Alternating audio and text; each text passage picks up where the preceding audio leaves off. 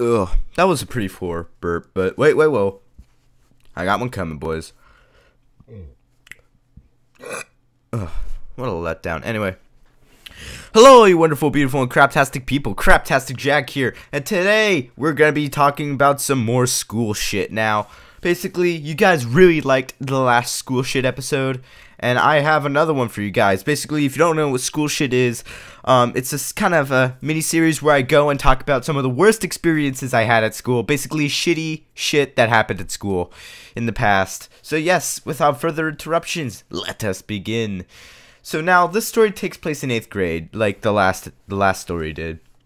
This one actually happened in the same month as the last one as well. Only the last episode I actually did talk about was actually kind of a good experience, because, I don't know, yeah, I just kind of like that thing. But this is the first story that oh my god, let's just get on to this. So this is back in September of 2013 is when this takes place. So this is way before all the Minions craze and shit like that. But anyway, a little backstory.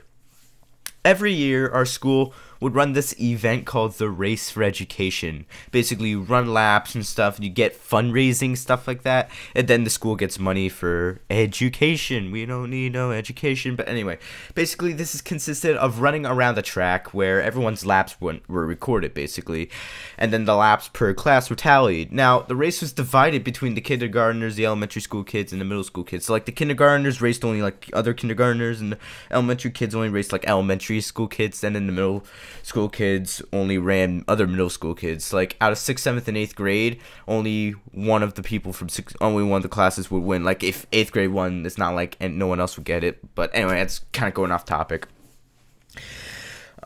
Whichever grade got the most laps, they got the pizza party. However, before we actually did any running, there was this pep rally where they brought in a DJ and shit, and then when other classes were running, doing their thing, we would be inside just like having polo. I think it's polo. It's where you have that stick and you have to bend under it, and if you hit it, you get like executed by the North Korean government. No. We had that. There was also like food and stuff like that, like candy, and then there was hula hooping.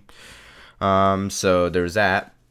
But yeah, they had this old guy as a DJ. He's actually kind of sick. He was a pretty good DJ.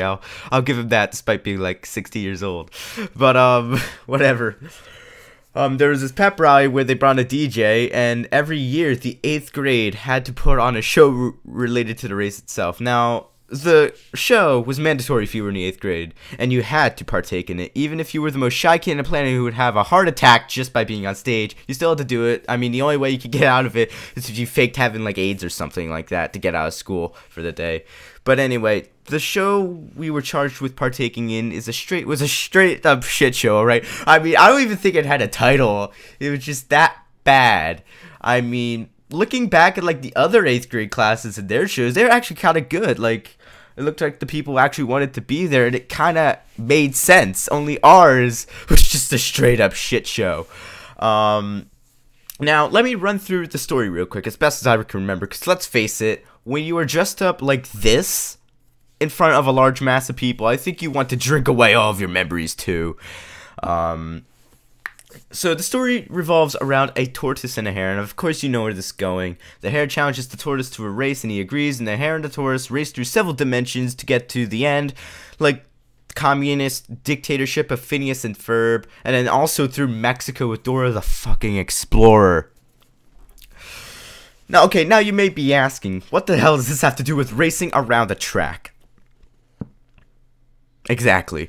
But yes, like, you had a tortoise and a hare. The tortoise was actually played by my one friend Noah, and then you had a hare, and of course the hare just like, he's like runs so fast and he sleeps, and then the tortoise just like slow, blah, blah, blah. And then they go through, and then they add freaking Phineas and Ferb. They have people dressed up as Phineas and Ferb.